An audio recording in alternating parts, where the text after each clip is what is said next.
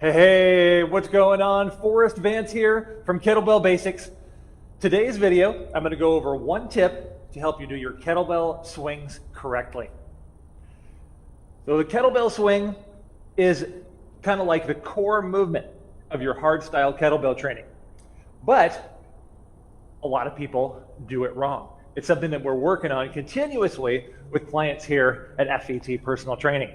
And so one of the big problems that people a lot of times have is with what we call the hip hinge. So if you're doing a kettlebell swing correctly, the movement pattern that should be happening during the swing is called the hip hinge. Let me just do a couple reps here and I'll show you what this looks like.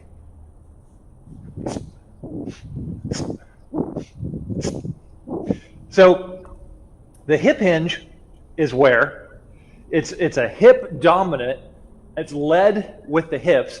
And what happens is my hips go back first, my hips are higher than my knees, and my shoulders are higher than my hips at the bottom of the movement. That is a proper hip hinge. Issues that a lot of people have. People will do what we call squat the swing. So they do their swing and they bend their knees too much. That's super common. Okay. Then it's harder on your back. You're not using the right muscles to do the movement and a bunch of other stuff. Another thing that people will do is they'll bend too far forward. So they'll get this going on when they do their swings. That's not good either. Stressful in the back, less efficient. So if you're having trouble with that specific part of the swing, with the hip hinge, I'm going to show you a drill that's going to help with this. This is called a face away from the wall deadlift. So the deadlift is obviously not a swing, but the movement pattern should be the same. So if you're trying to practice getting that movement pattern down, we use this, we call sumo deadlift, really commonly as an exercise to help you get the movement down. So what you're going to do is find a wall or like a pillar that is behind me here.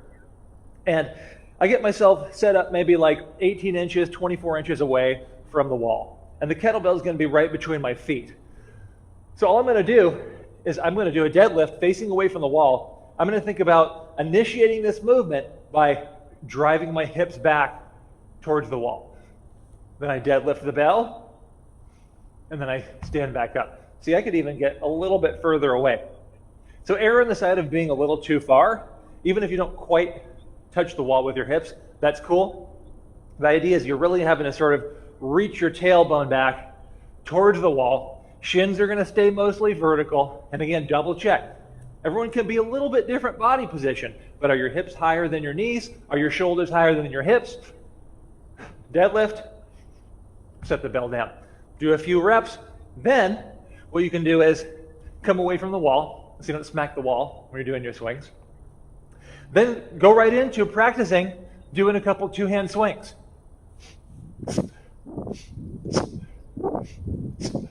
And see if that drill helps you reinforce and improve that hip hinge pattern. So there you go. There's one tip to help you do your kettlebell swings correctly. Hope that was helpful. If you like this video, I'm going to put a link somewhere around it where you can actually get access to my entire kettlebell swing workshop. It's like a full 1 hour workshop where we go all the ins and outs of breaking down how to do swings. Hopefully that'll be helpful for you. Check it out if you're interested. Thanks so much for watching. We'll see you next time at kettlebellbasics.net.